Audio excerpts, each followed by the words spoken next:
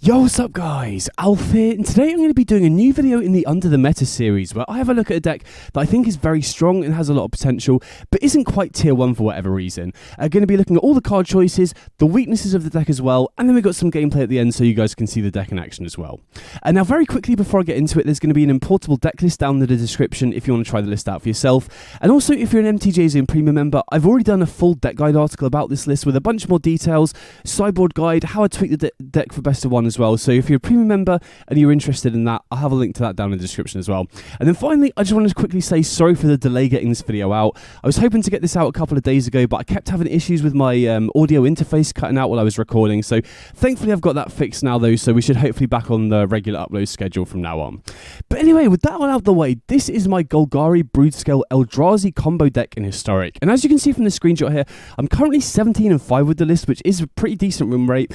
But there are still some issues with the deck that I do think stop it getting into tier 1 that I'll discuss a little bit later in the video. But if you're not familiar with this deck, it's basically an Eldrazi variant that gets to run its own fast combo, which I think is a pretty big deal because one of the biggest issues with Eldrazi variants at the moment, or the ramp builds at least, is that they have quite big variations in their matchup spread where they're very good against the fair and interactive decks, but they tend to struggle against the fast aggro and combo decks. And so getting to run your own fast combo in an Eldrazi shell is a pretty big deal because I think it does give you much more of a fighting chance against those fast aggro and combo decks. So it kind of levels the playing field there a little bit. So the combo in this deck, if you're not familiar with it, is basically a 2.5 card combo with Basking Broodscale and Ghost Lantern being the main two cards. So if we equip Ghost Lantern to Basking Broodscale and we have a spawn token in play either from adapting the Broodscale or from Kozilek's Command, Glaring Fleshraker, or Malevolent Rumble, then if we sacrifice the spawn token, that will trigger the Ghost Lantern putting a +1/+1 counter on the Broodscale, and then the Broodscale will trigger putting a spawn token in play. So basically what we've got here is infinite +1/+1 counters on the Broodscale and infinite colorless mana as well. Now obviously infinite +1/+1 counters on the Broodscale is nice, but it's not really consistent to win the game, right? You have to wait a turn cycle because it doesn't have haste, it doesn't have any evasion, so the opponent can just chump block it all day as well. And so we're mainly looking to utilize the infinite colorless mana in order to win the game off Broodscale, and we have multiple ways to do that. So first of all, we've got Glaring Fleshraker, which if we get this in play, generate 3 mana off sacrificing the spawn tokens. Then once this is in play, every spawn token the Broodscale generates pings the opponent for 1, which basically just produces infinite damage to win the game. We also have Emrakul the Promised End, which again isn't a guaranteed win, but the vast majority of the time this is going to win you the game, right? Taking control of the opponent's turn, you can do so much damage, and then you also just happen to have a 13/13 flying trample to close the game out as well. And we have Kozilek's Command, which can obviously scry through our entire deck to find either of these. And then additionally, we've got Faceless Agent as well, which isn't a guaranteed win because it can technically find another Broodscale, but if it finds a Fleshraker, you have infinite damage. If it finds an Emrakul, you just have the Emrakul to basically win you the game as well. And if you find another Faceless Agent, you can just recast it to go again. So the chances of finding another Broodscale, especially because you already need one in play for the combo in the first place, is pretty low. So Faceless Agent also wins us the game the majority of the time. So we have a lot of cards to ensure that we can win once we have these two to go off, which is really big for consistency. So then next up, we'll have a look at the individual cards in the deck, starting off here with Ghost Lantern. So this is one of the big reasons to be splashing black in this list, and I think it's a really big deal because we do have a colorless alternative that would enable us to not move into black in Tarian's Soul Cleaver. But first of all, it doesn't have access to the Bind Spirit instant side, so it has less value there. But the biggest issue in my opinion with Soul Cleaver is that it costs 2 to equip, which is such a big difference. The difference between 1 and 2 on equip is oftentimes going to delay your ability to combo off by an entire turn cycle, which is such a big deal. Oftentimes that's going to be the difference between winning and losing the game. And then on top of that, the Bind Spirit mode on this is really, really useful as well. If you cast the Broodscale hoping to combo and the opponent kills it, you can then use the Bind Spirit mode to rebuy the Broodscale from the graveyard and then still cast the Ghost Lantern to combo off. It also makes Malevolent Rumble a lot better because this can sometimes be a 1-card combo enabler. If you happen to mill over the Broodscale and find Ghost Lantern, then you can use the Ghost Lantern to rebuy the Broodscale as well. Not to mention just having more 2-for-1s is important against the interactive decks. I think one of the weaknesses with this deck is it does become more vulnerable to the interactive decks like Jund, for example, because you don't have as many cards with cast triggers compared to the ramp builds, so you are more vulnerable to, Fatal Push and Abrupt Decay on stuff like your Broodscale and Fleshraker. So having cards like Ghost Lantern that are inherent 2-for-1s really help against those more interactive decks as well. Then next up we got Utopia Sprawl, which in my opinion is one of the most important cards in the deck, purely because we have a lot of cards that help dig towards the combo. We also have 3 drops, so I think accelerating these on turn 2 is a really, really big deal. I feel like the deck is just a little bit too slow without this acceleration available here. Now, there is definitely some downsides of running Sprawl, because we need to run 14 forests for it to be consistent on turn 1, and that kind of means that we are slightly low on colorless sources for Kozilek's commands, but we have a few ways around that I'm going to talk about a little bit later. And I do think Utopia Sprawl is just by far and away the best in slot for 1 mana acceleration. I really, really don't like running mana dorks because they're just so much less consistent in the current metagame. So I'm a big fan of Utopia Sprawl, just to give the deck a little bit extra speed. It also just enables turn 3 kills a lot quicker as well, right? One of the weaknesses of Broodscale in this list is unless you have Rumble on turn 2, you will oftentimes have to adapt, so you need that extra 2 mana available in order to combo off, and having Sprawl on turn 1 really helps to enable that a lot quicker. You know, just giving you the extra mana available is a very big deal. Then in the flex slot, I'll talk about a little bit later, but we've got Dismember here, which I feel is the best interaction in this deck because we're so good at producing spawn tokens, and then we can obviously, even if we're completely tapped out of other mana, we can still use that with Dismember to kill the opponent's stuff. Obviously, we do have Kozilek's command as additional interaction as well, but when a lot of the metagame right now is fast aggro decks like Aura, Val, Energy, having a little bit of extra spot removal really helps against those sorts of decks where racing can be a little bit tricky, especially if we're going second. And then Basking Broodscale, obviously the key combo card in the deck. It being devoid triggers Fleshraker. It also does work with Eldrazi Temple in a way, because if you tap for 2 mana off Eldrazi Temple, you can put one of that colorless into the Basking Broodscale casting cost, and then you can put the other colorless into the adapt cost as well. It can pay for the adapt cost, so it does also synergize well with Eldrazi Temple, but for the most part, this is just going to be the key combo enabler in the deck. Malevolent Rumble is such a key card in this deck because not only does it work well with Ghost Lantern, like I said, but it also fills the graveyard for Emrakul to hardcast without the combo, and more importantly as well, it puts a spawn token in play, which is such a big deal because, like I said, not needing that extra 2 mana to adapt the Broodscale often enables you to combo off earlier, and also especially if the opponent is using damage-based removal or has stuff like a Goblin Bombardment in play, being able to adapt in response to the opponent trying to ping it down does come up as well. Then we've also got Assemble the Team, which is one of the most important cards in the deck because it's one of the only tutors in Historic that can find Broodscale and Ghost Lantern as well. There are a lot of other tutors that I tried that are very good at finding the Broodscale in the first place, but finding Ghost Lantern was an issue. So Assemble the Team is such a good card at helping you assemble the combo consistently game 1. Now, I do oftentimes sideboard this out, but not because I don't think it's a good card. It's mainly because post-sideboard, the combo itself becomes less consistent as the opponent brings in hate cards to stop it, and additional spot removal. So I love this game 1 because game 1 we want to race to the combo as often as possible, as quickly as possible against the vast majority of matchups, but as the opponent is bringing in more hate cards for our combo, I tend to like trimming or cutting this for more relevant sideboard cards post-sideboard. But game 1, such a phenomenal card. Then Kozilek's Command, I mean, this is one of the biggest draws to being in Eldrazi right now. If you've played Historic recently, you know how good this card is.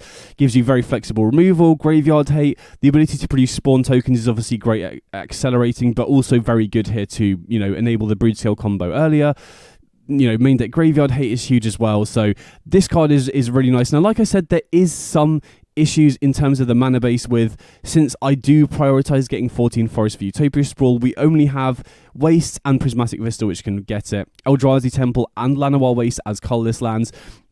But I haven't found it to be as much of an issue because, like I said, we are good at producing spawn tokens, which means if we just have a Waste or a Llanowar Waste, we can still cast Kozilek's Command by sacrificing the spawn token. Not to mention, I think it's also a fine play to use Assemble the Team to find Eldrazi Temples. Say we open with, Overgrown Tomb Multiversal Passage. If we have a Kozilek's Command, it's a perfectly fine play to go Assemble, find an Eldrazi Temple, and then just cast a big Kozilek's Command and scry for more cards the next turn.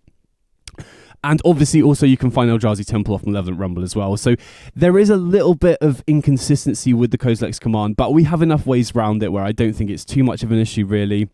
And then Faceless Agent is not only great at ensuring that we have a good mana sink once we have the infinite mana, that is almost, well, very, very often going to win us the game, but it's also just really nice early in the game fairly as well. Not only do we have Utopia Sprawl to cast this on turn 2, but because it's a changeling, it also can be accelerated into off Eldrazi Temple, and very importantly, it can be used to find Broodscale before we combo off, which is really nice. So say we have Ghost Lantern and Faceless Agent, using Faceless Agent to find Broodscale oftentimes just enables us to combo off. It's also very nice with Fleshraker, right? If we have 1 or 2 Fleshrakers in play, then chaining Faceless Agents together is really nice, and finding Emrakul more consistently is very nice, especially in longer games, you know, as the game gets more grindy and you get more mana as well. And then Glaring Fleshraker, again, not only works as a combo enabler once we have infinite mana, but it also provides us an additional way to close the game out, right? The main way that we're going to win without the Broodscale is either by hardcasting Emrakul or getting 1 or 2 Fleshrakers in play, and then, you know, using cards like Kozilek's Command to put a bunch of spawn tokens in play and just ping the opponent down as well. So very nice as a win condition and sort of a plan B as well.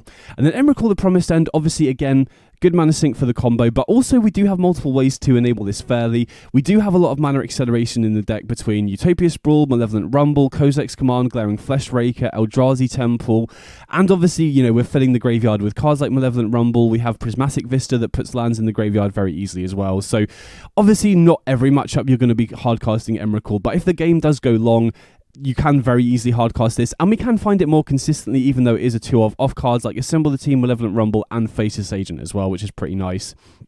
And then Dismember, like I said, is the flex slot in the deck. You could obviously consider a few options. I did try Thoughtseize for a little bit as well, but I did feel like I wanted a little bit of interaction, especially when Auras, Energy, and Val are tricky matchups to race, especially when you're on the draw. Then in terms of the mana base, 24 lands might seem like quite a lot when we have a lot of acceleration, but the curve is kind of skewed towards the 2-drop slot here. And additionally, you know, Assemble the Team specifically, if you're running this card, I always feel like you want to be running a little bit more a little bit more lands, because having to use this to find a land drop, unless you specifically need Eldrazi Temple, is a little bit rough. You oftentimes just want to have the 3rd land already so that you can assemble for a combo piece, for example. And then in terms of the lands themselves, the main talking point here is the tension between Utopia Sprawl and Kozilek's Command. I think that is one of the weaknesses of the deck, but I felt like it was much more important to consistently enable the Sprawl here. And like I said, we do have the Eldrazi Temple, we do have spawn tokens that can enable it as well. And like I said, it's a completely fine play to assemble for Eldrazi Temple, so I've not found it to be too much of an issue, but there is a little bit of inconsistency for the Eldrazi Temple here. And then outside of that, you know, not too much to talk about here, really. No utility lands, because the mana base is basically just set up to enable Sprawl and Kozilek's Command whilst having enough colours of mana for all of our other cards. Then in terms of the sideboard, I think the first card I want to talk about here is Culling Ritual. This card is absolutely phenomenal and historic right now. I think the Lurrus decks in Auras, Energy, or just the Bombardment Ajani variants in general, and Val combo are 3 of the best decks in the format right now, and Culling Ritual is absolutely phenomenal against all of them. And this is honestly one of the best Culling Ritual decks as well, because we have so many ways to accelerate into it off Utopia Sprawl, Malevolent Rumble, Eldrazi Temple into Kozilek's Command. We have a bunch of ways to cast this ahead of curve, which is very important, right? Especially being on the draw, having to wait until turn 4 to cast this is often going to be too slow. And so this really, really helps to level the playing field against the Lurrus decks, which is a big deal. And then we've also got Damping Sphere, which does interfere with our own Eldrazi Temple, so I don't like bringing this in against Eldrazi. But this is here pretty much exclusively for Lotus Field, which I do feel is a tricky matchup, right? Game 1 is basically just a race, and for the most part they are slightly quicker than you, especially if they're on the play. And so post-sideboard, getting access to Damping Sphere just basically slows them down to a halt and really helps to buy you time. Also, you know, being an artifact means it triggers Fleshraker, which has come up a few times as well. And then Boseiju, I felt like I needed artifacts and enchantment removal, because there are some hate cards that do, you know, hurt our deck quite a lot. Pithing Needle Name and Ghost Lantern stops the combo. Challenge to the Void X=1 before we play Ghost Lantern stops the combo. Torpor Orb doesn't stop the combo because we can still win with Emrakul, but it does stop Fleshraker and Faceless Agent as well, which reduces the consistency of being able to go infinite once we have the infinite mana. So having, you know, ways to kill artifacts and enchantments is very relevant. Now, initially I did try some Eldrazi cards in this slot, like Thief of Existence and Wastegate Battle Mage, to more, you know, to better get use out of the Eldrazi Temple and get more creatures on the board. But the issue with running extra Eldrazi is that it makes Faceless Agent a much worse mana sink once we have the combo online, right? It's kind of a disaster if you've got infinite mana and you go Faceless Agent and then hit a Wastegate Battle Mage as opposed to a Fleshraker. So I much prefer going for non-creature interaction. And the reason I've gone for Boseiju here is because not only is it good against artifacts and enchantments, but it can also hit lands, which is very relevant. First of all, in the Eldrazi mirror match to hit opposing Eldrazi temples and imprinted Ugin's Labyrinth, but also against the Valakut decks. It takes out the Valakut and then opens up the possibility of Surgical on Valakut as well, which I'm not usually a massive fan of. You know, especially if you're just relying on the opponent milling it over. But when you have 4 Boseiju, going Boseiju into Surgical on their Valakut is going to basically neuter their entire deck against the vast majority of Valakut builds, right? Their win condition is almost always going to be Valakut, so they'll just be left with just a bunch of land value creatures to win the game with if you can set that up. Not to mention Surgical is also very useful against the Graveyard Synergy decks as well. So that's basically the deck overall. So in terms of the weaknesses, for me there are 3 main weaknesses with this deck. And first of all is the slight inconsistency with Kozilek's Command and Utopia Sprawl. Like I said, there is some tension there. Second of all is there will be some combinations of cards that just don't functionally work, right? If you have, for example, Broodscale and Faceless Agent and, you know, Glaring Fleshraker, that doesn't really do much unless you have the Ghost Lantern. That's a pretty mopey sort of opening hand. So there will be some combinations of cards within this deck that don't really work, which can lead to mulligans and leave you a little bit more vulnerable to discard spells, for example. And then third of all, like I said, I think it does change the matchup spread quite a lot compared to conventional ramp builds of Eldrazi. Yes, you definitely improve your matchup against the fast aggro and the fast combo decks, but like I said, you also become worse against the interactive decks because you have far fewer cards with cast triggers, you have far fewer 2-for-1s. Now, we still do have decent 2-for-1s in the deck. Kozilek's Command is phenomenal against Jund. Faceless Agent also being a 2-for-1 is huge, as is Ghost Lantern as well. So it's not like Jund and, you know, Dimir and matchups like that go from being amazing to bad. It more goes from being amazing to even. So the matchup spread with this deck feels a lot more even across the board, right? You have a much better fighting chance against aggro and combo compared to the ramp build, but you also are much closer against the fair and interactive decks as well because you're running less 2-for-1s, if that makes sense. So I don't think the deck is tier 1 for those reasons, but it is still a strong deck, and especially if you're fed up with playing Eldrazi and just naturally losing to those fast aggro or combo decks, this deck, whilst it's not as generically strong, I don't think, it does have a much flatter matchup spread, which means that what deck you get paired into has less of an impact on, you know, who the big favourite is in the matchup, if that makes sense. But anyway, next up, I've got some gameplay with the deck, if you're interested in seeing it in action. If you've got any questions or suggestions for the deck at all, definitely let me know in the comments. Either way, hope you enjoyed the video, and I'll catch you all in the next one. Big up! So unfortunately, my audio interface is just broken, so sorry if the audio is slightly worse quality than it normally is. But we're on the play here, and this hand looks pretty good to me. Right, we've got potentially Dismember on turn 1 if we want it, and then either Fleshraker or Malevolent Rumble on turn 2 because we have the Eldrazi Temple here, which is pretty nice. Or we could obviously run out the Broodscale, but I think, you know, that's very risky. We don't want it to just die. We don't have a Ghost Lantern to get it back. So here I think I'm going to run out the Fleshraker.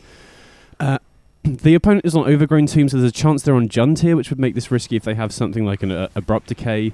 So maybe there's an argument to go for Malevolent Rumble here instead, but very glad I did now, because that's a sick top deck. Now we can use Kozilek's Command. So Badger Mole Cub, I mean, I imagine we're against Yawgmoth here, and I'm just trying to think whether we want to make the tokens here or scry and draw. I think I like going for the tokens just because we've got Malevolent Rumble in hand, which then, you know, enables us to rumble and then cast what we find. But unfortunately, we do only have 1 green land so far.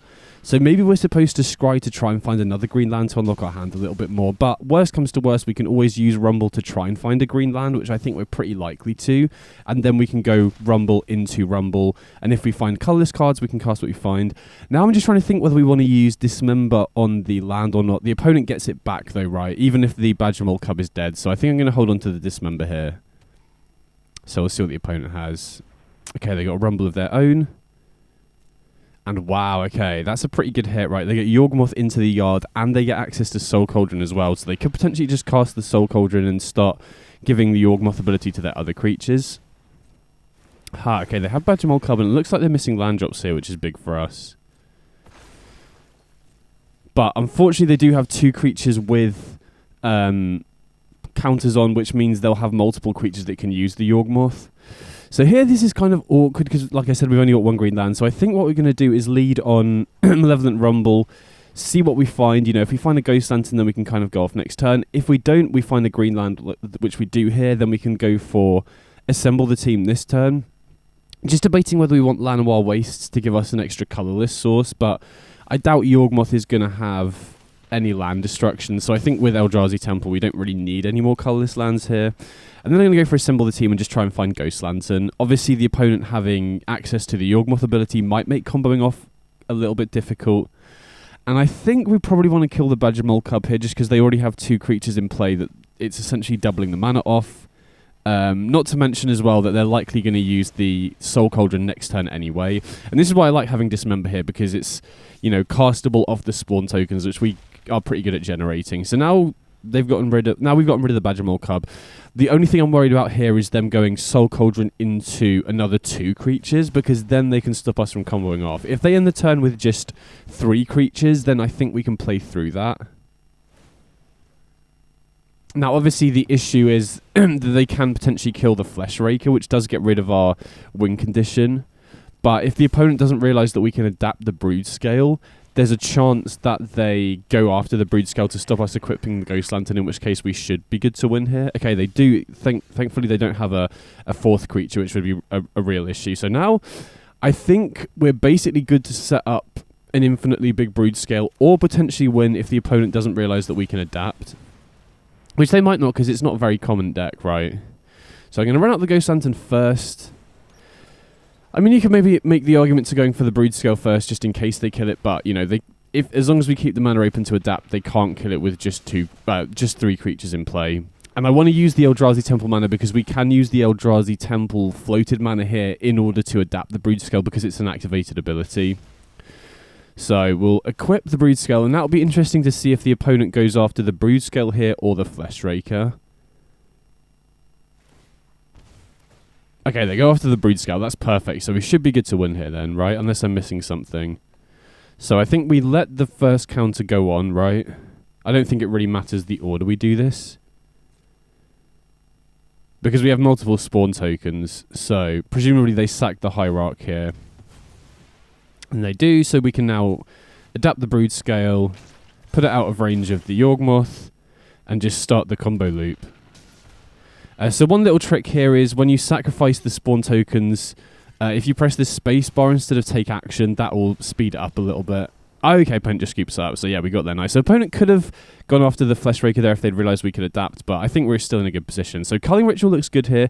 Usually when I bring in Culling Ritual, I like to keep in Dismember, but since we're against Yawgmoth, which is really good at disrupting the combo, I kind of like keeping in the Assemble the Team so that we can hopefully get to the combo before they can get Yawgmoth in play, because even if we use Dismember on Yawgmoth, they can just draw so many cards that they should be able to find another one, really, once they've got their engines online. So in this specific matchup, I think I'm going to try going to Assemble for Culling Ritual, but I could very much see an argument for going to Dismember for Culling Ritual and leaving the Assemble the Teams out, because Dismember is also very good at, you know, killing their 1-drop mana dorks, which will slow them down getting to Yawgmoth as well. So maybe if it goes to game 3, we'll swap back, but I haven't really played this matchup enough to know exactly what the best sideboard configuration is, but I still think, you know, Culling Ritual should still be really good here.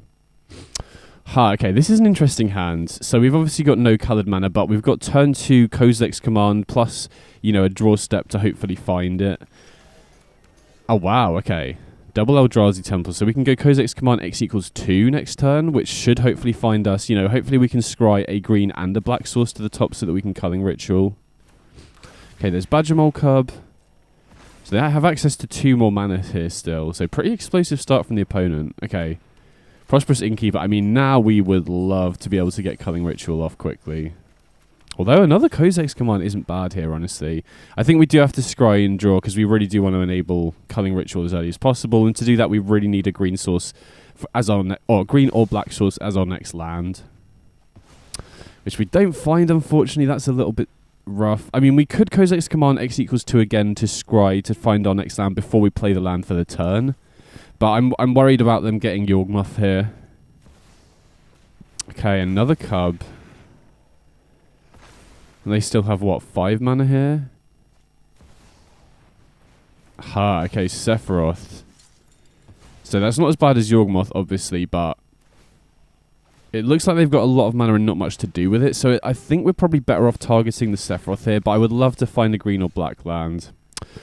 So I was tempted to scry first, but I think it looks like they have a lot of mana and not much to do with it here, hopefully. So unfortunately, this is going to, again, delay Culling Ritual by an additional turn here, but I think it's important to get rid of the Sephiroth here just to stop the card advantage. And I think we can scry to the top here, right? We've got Llanowar Waste, which provides the first colour for Culling Ritual. Then we've obviously got Kozilek's Command, which can hopefully scry for the next, well, the other colours so that we can cast Culling Ritual here. And, so I think I'm going to go Flesh Raker into Kozilek's Command, exiling the Young Wolf, and then if we can find another coloured source for the Culling Ritual, we can hopefully just completely wipe their board next turn, right? Because getting rid of the Young Wolf, first of all, now means, okay, found the other source, that's huge, but it now means that they can't loop Yawgmoth as much. I mean, obviously they can still sack the stuff they've got in play, but it would be much better if they had the Young Wolf in play, and now the Culling Ritual is just going to be a complete board wipe. And yeah, opponent is out of gas, so very glad I went after the Sephiroth here. So attack it, and we can take the damage here, I think. And now, I feel like we've already got enough colourless sources in play, so we can just grab, I think we'll grab a Forest, because we have, you know, more green cards in hand. And then we'll go for Culling Ritual. Wipes out their entire board, and I think we should be good here, right? They'd need an insanely lucky sequence of draws to get back in this, I think. Yeah, okay, opponent just scooped it up, so we got there, nice.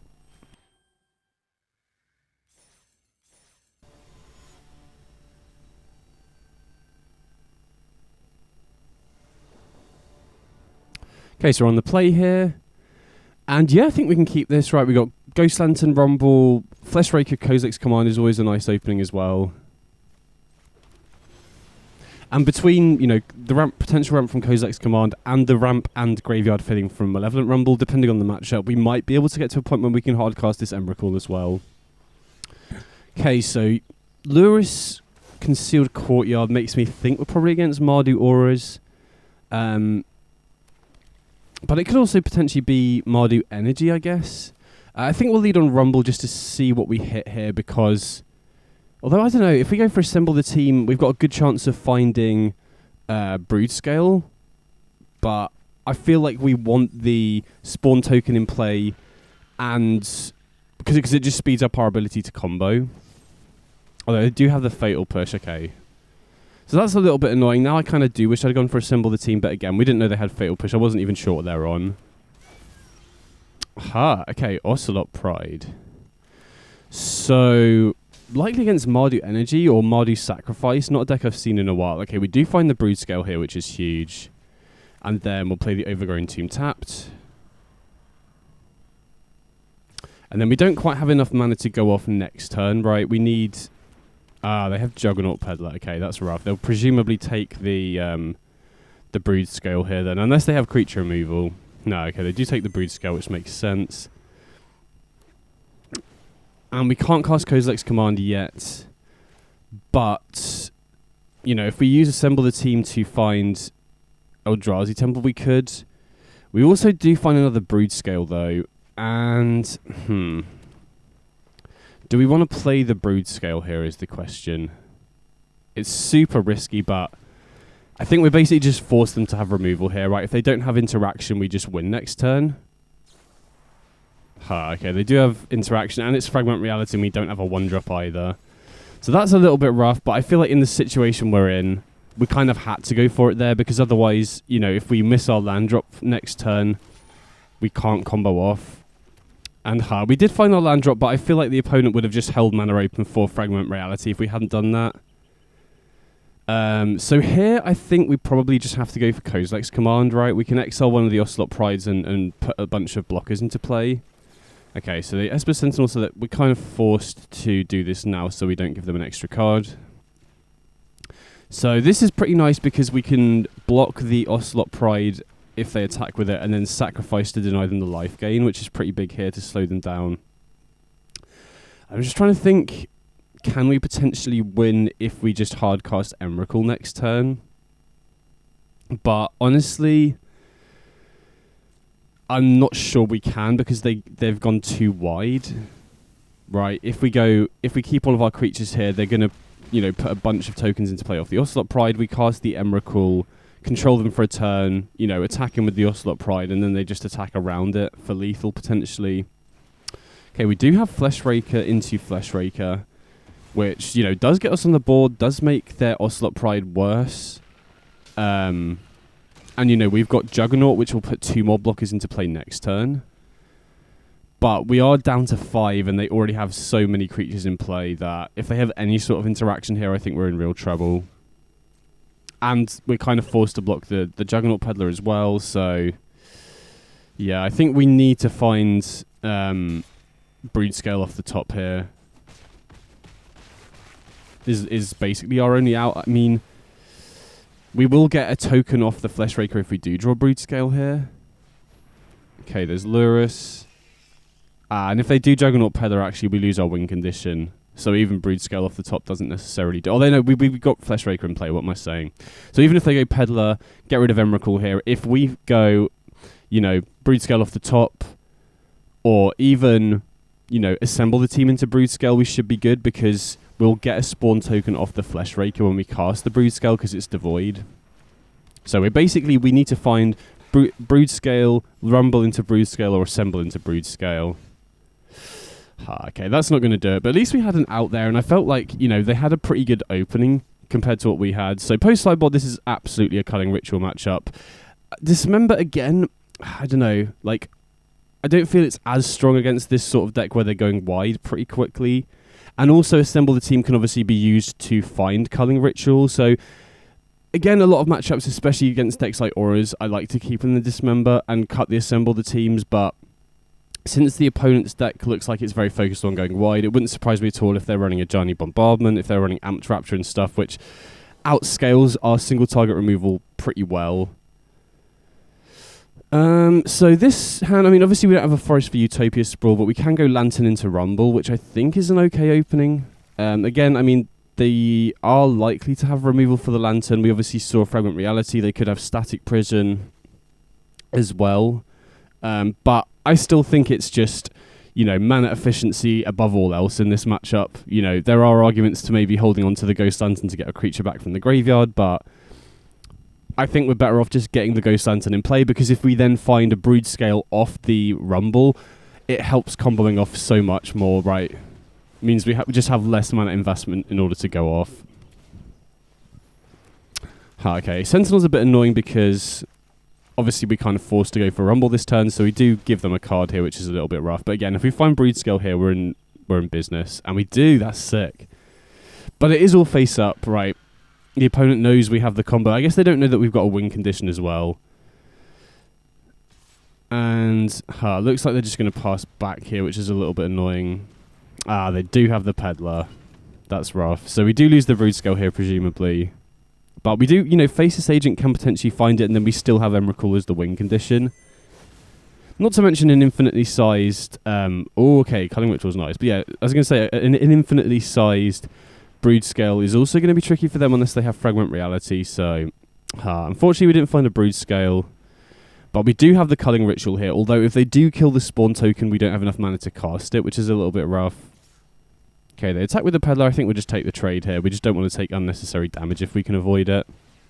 Plus, if they are running stuff like Goblin Bombardment, them having fewer creatures in play is always good for us.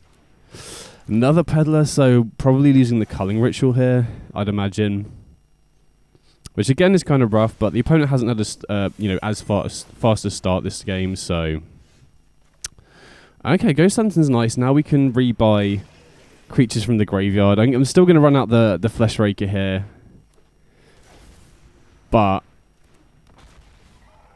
just because, you know, obviously the what am I saying? Oh, another Peddler. I was going to say, obviously the Broodscale got exiled. If it went to the graveyard, then obviously we could use the Lantern to get it back. And they do take the Emrakul, so now we're out of win conditions if we do top deck the Broodscale. So got pretty unlucky with the amount of Peddlers the opponents found this game. I feel like, well, maybe that Emrakul one won't matter as much, but I feel like that was a little bit rough. Although, okay, Culling Ritual off the top, so opponent got pretty lucky with the Peddlers. we get pretty lucky with the culling rituals. And this does hit our own Ghost Lantern, but we can just use all this mana to cast Juggernauts and then get a bunch of spawn tokens in play, and just suddenly we have a really fast clock now, because we can then cast a second Juggernaut here with the mana. Wow, okay, opponent scoops it up. So yeah, again, we got kind of lucky there, but if the opponent hadn't had so many peddlers, then there's a good chance we get the combo off on turn 3 that game. So obviously being on the draw here, game 3 is going to be more tricky, but again, you know, ramp into Culling Ritual is such a good way to come back against, I was going to say Lurrus decks in general, but especially go wide decks like this and Boros Energy. Okay, perfect. I mean, again, we are weak to Juggernaut Peddler here, but we have to keep this, right? Sprawl into Culling Ritual. Broodscale as well is nice to have access to. So just got to hope, you know, if the opponent doesn't have Juggernaut Peddler here, I think we should be good. I mean, again, it depends what they have. If they have a removal heavy hand, then maybe we wait on the Culling Ritual. Okay. No Peddler is really nice to see. I mean, I presume they would probably use Peddler if they had it. So I think them running out of Johnny here is a good sign for us. Okay, so we can go Sprawl into Faceless Agent here, which is nice because it, you know, limits the amount of good attacks they've got. And then presumably they'll just attack with the, well, unless they kill the Faceless Agent, they'll presumably just attack with the cat token, which should mean that Faceless Agent survives this turn. So, and obviously, you know, 3-drops don't die to Culling Ritual, so okay, they do have Bombardment, so very, very glad that we've got this Culling Ritual for this turn, unless they've got Thoughtseize or something, which would be rough. So they flip the Ajani, presumably ping the Faceless Agent here, yeah. So that's a little bit annoying because it also denies us the, you know, the amount of mana that we could have got access to. Oh, maybe I'm supposed to play the land first. If we lose to Mana Tithe here, I'm going to get very tilted. I mean, presumably they're just going to sack 2 creatures. So we do only get 3 mana back here, but, you know, that's still good to go get Faceless Agent. Oh, so sorry, to play Faceless Agent and then see what we hit. Oh, obviously it hits our own Utopia Sprawls as well. So now we can also play the Broodscale. Wow, okay, opponent just scoops it up, so we got there. Nice. Culling Ritual is such a good card at the moment.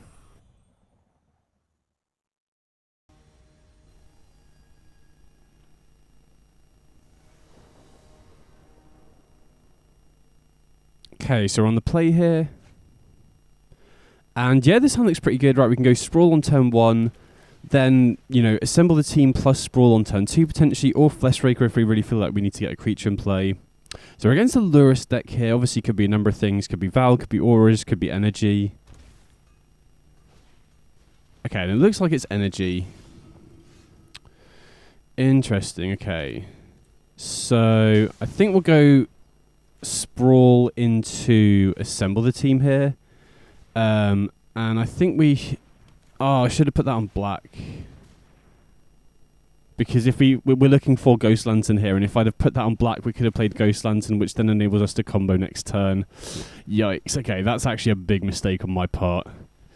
That could cost us the game, potentially, because, you know, if we don't find a land here... Or, wait, hold on. How much mana have we got? We got 4... Yeah, so if we find a land here, we can combo off.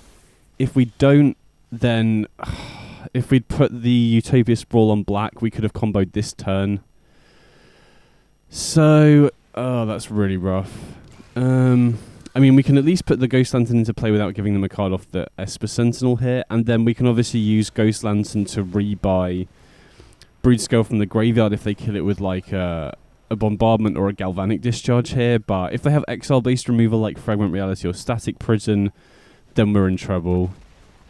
So just got to hope they don't have interaction here, and then we should, you know, got a good chance of winning next turn. Okay, they do have Ocelot Pride, so just got to really hope they don't have exile removal here.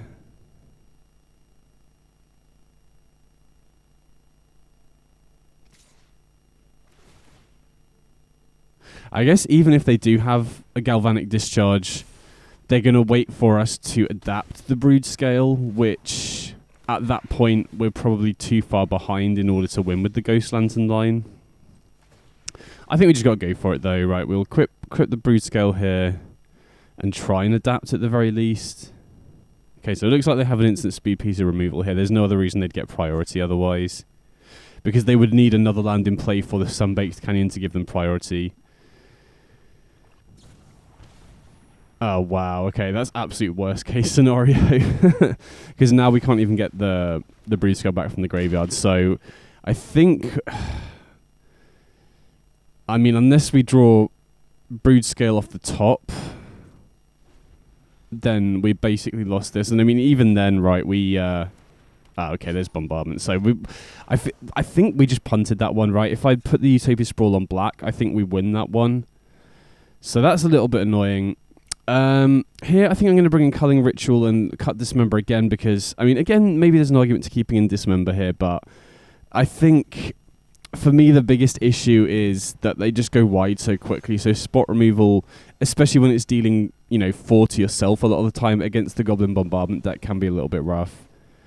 Wow, this is a weird hand, but I think we've got to keep this, right? Got turn 2 Kozilek's Command, which we can hopefully use to get another green or black source, because we've already got the Vista here. Oh, sick. Okay, now we don't even need that. So I'm going to pass it back, see what they cast for a 2-drop before deciding on what we want to exile. Even though we've got Culling Ritual here, I think I'm still going to exile the Guide of Souls just to slow them down. And then I feel like we've already got enough mana here, really, so we just need to scry. Wow, okay, I'm very glad we scried those lands away. Okay, Rumble is very nice. That's a good pickup. Wow, okay, they're missing land drops as well. So we could... I mean, I'm tempted to just go for Eldrazi Temple again here. Because if the opponent's stuck on lands, I'm not going to Culling Ritual just a Guide of Souls. So I think we can afford to go, Kozilek's Command X equals 4 here, and then set up for Culling Ritual over the next couple turns. Okay, Goblin Bombardment, so... yeah, might as well take out the Guide of Souls now. And, okay, we can just scry the combo to the top, which is sick. I mean, again, we obviously don't have quite enough mana for it yet, but that's a very nice pickup. So now I'm just going to go for Rumble, I think. And I think we can just grab the Forest here. We don't want to deal ourselves 2 damage unnecessarily, especially when the opponent already has a Goblin Bombardment in play here. Obviously, a Johnny could be a little bit rough, but... Oh, they have it. But we do have the Culling Ritual here, so... And then we can, we could go Culling Ritual into the combo, and then if the opponent doesn't have Exile-based removal, then we can just potentially win with an infinitely large Broodscale.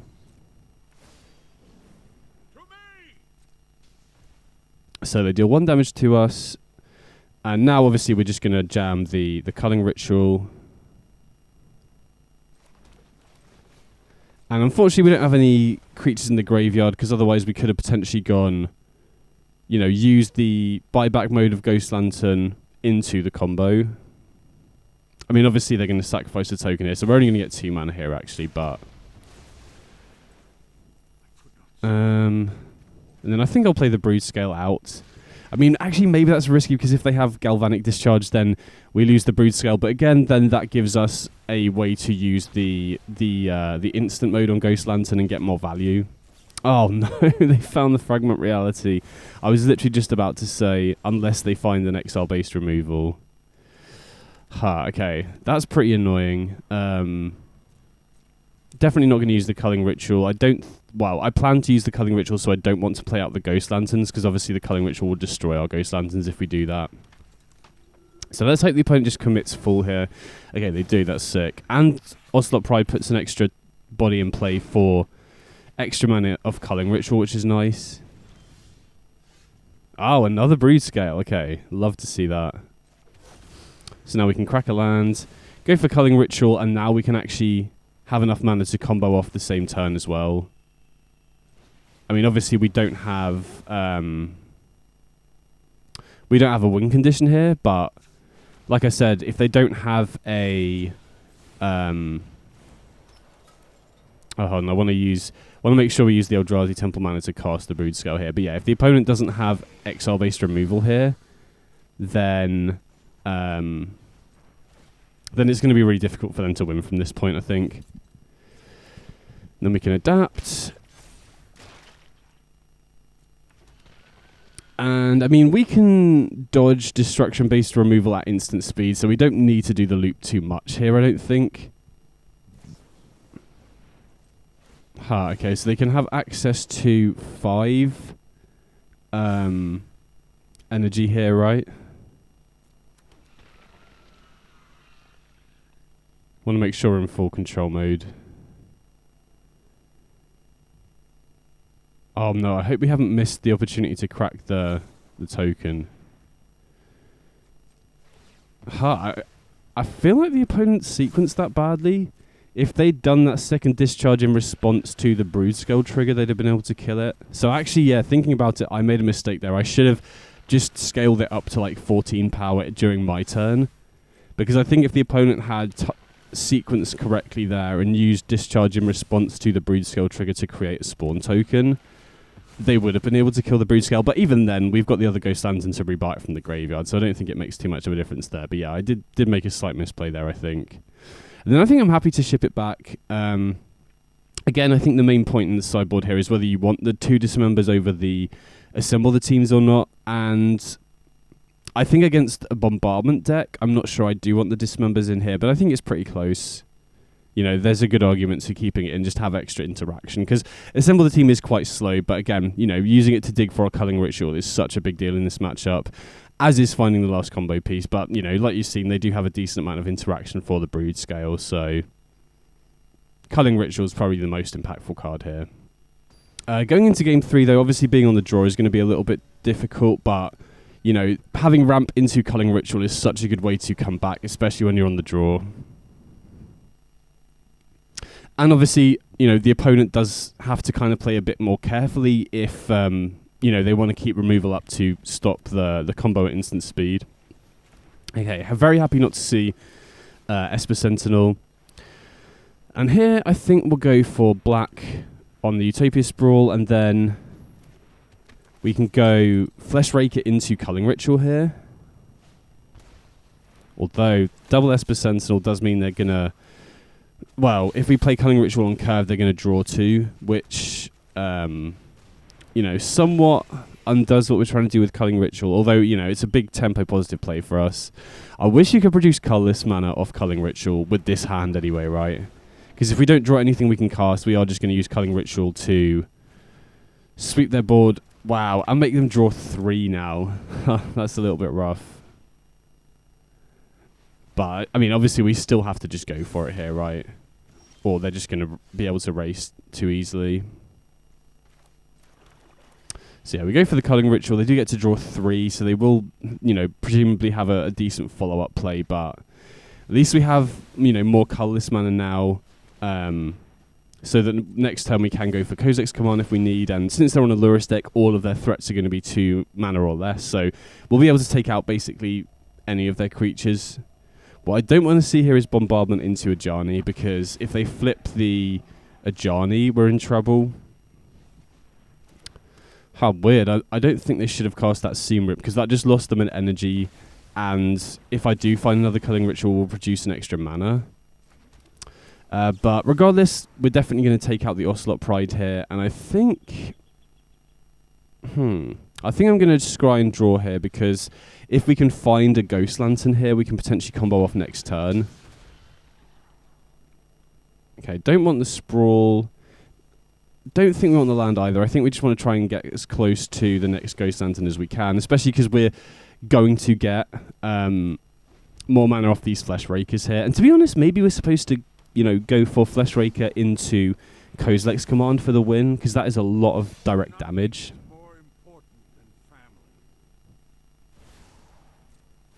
Okay, so with no bombardment, but they do have double Ajani here, so they are going to be able to take out the Flesh Raker here, which is a little bit annoying. But we do, I mean, depending on if they have another red card, we could use Kozilek's Command to take out the Amped Raptor and stop the Ajani dealing you know, the direct damage mode. We don't really care about them making tokens. We care about the direct damage. Wow, they go face. Oh, I mean, that has to be a mistake, right? I mean, obviously that's easy for me to say because I know my hand, but just generally. Because, I mean, I don't think we should block here, right? Actually, I mean, I think we've got lethal anyway, right? But next turn, we presumably want to go second Flesh Raker. I'm just trying to work out the damage quickly. Yeah, second Flesh Raker into Kozilek's command. Oh, it's second Flesh Raker into Broodscale, which is basically free, into Kozilek's command should win us the game here, right? Unless they have interaction, but it looks like Arena's giving away priority here. So I think we'll go Flesh Raker, see if they've got anything. Okay, sick. No priority from the opponent, so we should just be good to win here, I think. Then we can go Broodscale, get 2 more tokens off the Flesh Raker, get the double ping in, puts them down to 10 and then 8. And then we can just play a land, crack the Vista, then we go X equals 2. And just in case they are sandbagging something, I think I'm going to take out the Amp Raptor here just so that if they do survive this somehow, then they're not going to have a red permanent in play next turn for a Johnny. But maybe I'm supposed to scry and draw here, because then if I find another playable card, you know, we've definitely got lethal here. But this should be good, right? So misplayed a few times, and, you know, opponent did have a pretty strong start in a couple of the games, but still managed to get there. It felt pretty good.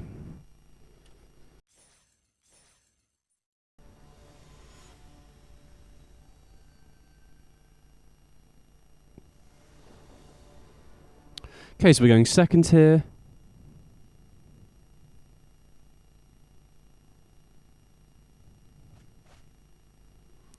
And yeah, I think we can keep this. Right, it's a bit annoying that we don't have a turn 1 play if the opponent doesn't have an early creature, but, you know, there should be a reasonable chance they do, I think.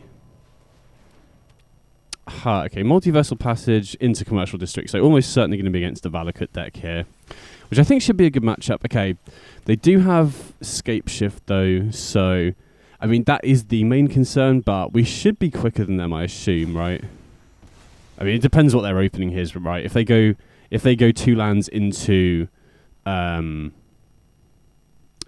Till, we might be in trouble. Surprised they crack for a Forest. Okay, they do have the 1 ring, which is, you know, that's a pretty good opening from the opponent, but they don't get to activate the 1 ring, so... Okay, so I think we want lands here, and...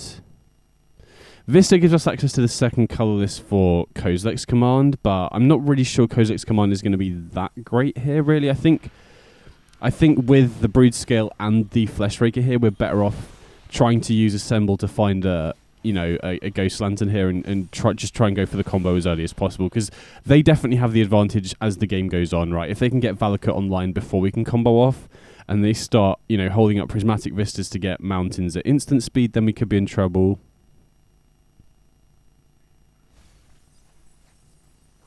Wow, okay. So, opponent got pretty unlucky there. But they are on Primeval Titan, which is interesting to note. So it doesn't look like they're very in on the fair game plan of their deck at all. They want to win with... I mean, Primeval Titan without a... You know, when you've got Sunken Citadels and stuff, is not that quick, right? As in, not that quick to get Valakut online. If they don't have a Dryad of the Elysian Grove, it's going to take, like, 2 or 3 Primeval Titan triggers at the earliest to get Valakut online. Which is why I was a little bit surprised they went for the Forest over the Mountain off the Prismatic Vista. Okay, so they do activate the 1 ring. I mean, if they don't have instant speed removal here, which I don't know if they would main deck, because, you know, having played a lot of... Wow, they go for creature. Yeah, they do have Dryads here, which is a little bit rough. But having played a lot of different Valakut builds, they don't... You can't really afford to run too much interaction in the main deck. So, I have a feeling that we should be good here, right? Because next turn, even if we miss a land drop, we can go Broodscale equip, crack the spawn token, and then just, go Flesh Raker for the win. The issue would be if they go Dryad into Valakut, ping the spawn token. Which it doesn't look like they're doing, which is kind of interesting. But either way, now we can just go Broodscale, equip the Lantern, crack this 3 times, get the Flesh Raker in play, and then, you know, that's already lethal there. So yeah, like I said earlier, you want to make sure you press the spacebar for take action, because then you don't have to repeatedly, you know, move your mouse from the middle of the screen all the way over to the bottom. Just saves a little bit of time.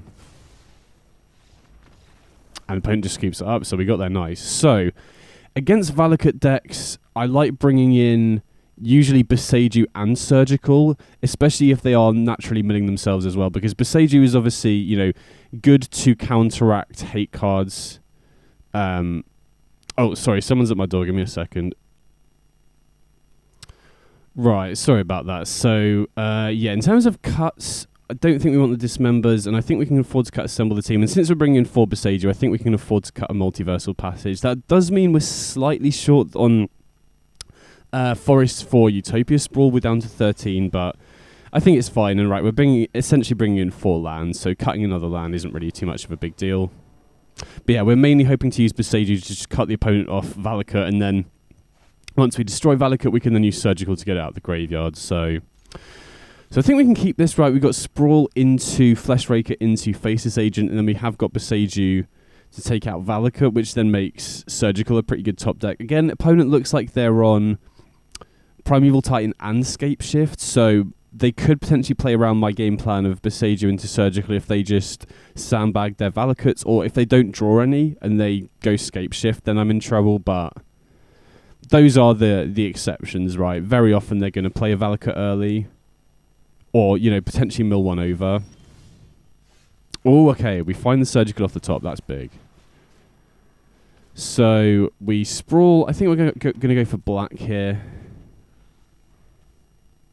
So Scape Shift in the... I mean, we could Surgical Scape Shift if they get close to it and it starts becoming an issue, but... Okay, so run out the Flesh Raker here. And I guess one of the issues now is that I'm at 18, which means that Scape Shift on 7 lands is enough to kill me, right? I mean, Kozak's Command is also a nice draw here for sure. So I think I'm just going to go Eldrazi Temple and ship it back here, because obviously, you know, Kozak's Command, we can go X equals 3 here, get 3 spawn tokens, dig further, potentially find the combo, and then we've got the Faceless Agents in hand to give us a mana sink for the infinite mana. So we'll go for 3 here.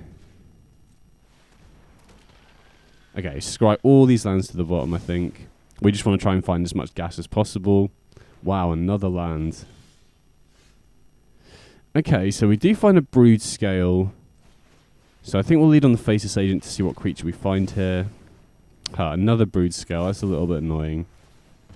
But we can, again, go Faceless Agent. And if we find an Emrakul here, that's actually not that bad, because we're pretty close to casting it, right? So... But we do want to have Boseiju mana up, I think. So I'm going to run out the Broodscale here instead. Maybe that's a mistake, because, like I said, if we do go Faceless Agent and find an Emrakul, we can cast that next turn, which would be absolutely huge. Okay, so the Winding Way. I mean, I'd love for them to name creature and mill over a Valakut here, and then we can Surgical it. Okay, they don't. Good to know that they're running Fire Magic, though. Not sure how many copies they're running, though. Okay, so they do have Kami into Garenbrig. So no Valakut yet. So I think we'll lead on Faceless Agent here. See what we hit. Oh wow, there is the Emrakul. So if we had gone for Faceless Agent last turn and got that, we could have been casting Emrakul this turn, which is a little bit rough. So I think what I'm going to do here is attack. If they don't block, we're going to adapt the Broodscale. And I think I'm going to Surgical the Scape Shift, because, you know, during their upkeep, we'll let them draw and then we'll do it, because one of the concerns I did have with doing that is if they have Primeval Titan. But if they do cast Primeval Titan, we can just go for Emrakul next turn. Oh no, I forgot to set a stop. Oh no. And if they don't cast something with a trigger, I no longer have an opportunity to Surgical the Scapeshift anymore, and they do have a land. So I really hope they've got Primeval Titan here and not Scapeshift. Oh, I completely forgot to set a stop during the upkeep. That could be really bad. I mean, how many lands have they got in play here? Oh, and it is Scapeshift. So that's pretty rough. I mean, I'll make them play it out because there's a chance they maybe don't go face. This should be lethal though, right? I'm at 17. They should get 6 triggers here, right? If they get Valakut 6 mountains, unless I miscounted the amount of mountains they had. So yeah, that was, again, a misplay on my part. I should have set a stop during the upkeep and Surgical the Scapeshift. Because, like I said, the only issue I have with doing that line is that if they have Primeval Titan, we've then lost the Surgical. We can obviously still Beseiju the Valakut. But even if they do that, we have Emrakul. So I don't think that really matters. So yeah, they get 6 triggers here. Wow, they're not going face. Okay. So I punted, and then thankfully for us, the opponent punted as well. So they should have just gone face here, right? It would have been 18 damage, unless I'm missing something. So we'll crack the lands here, and now we can go for Beseiju plus Surgical into Emrakul. But yeah, I mean, if I just remembered to set a stop, we would have gone, let them draw, Surgical the Scapeshift, and then worst case scenario, I think, is... so I'm just trying to think whether we want to Beseiju now or not. I think we can afford to wait because Emrakul is legendary, which will make it cheaper next turn. But yeah, if we Surgical the Scapeshift, even if they go Primeval Titan, they're pretty far away from getting Valakut online, and then we can, go Emrakul into Beseiju the Valakut, control them, make them attack us with the Primeval Titan. So, yeah, punt on my part, punt on the opponent's part. But to be fair, if I had just remembered to set a stop, they wouldn't even have the opportunity to do that. So, I don't feel too bad about this one, I don't think. Okay, so they ship it back. And then we want to make sure that we have a green mana available here. So we'll go for Emrakul. Take their turn. Then we can Beseiju for 1 mana, get rid of the Valakut, Surgical the Valakut, and then we should be good.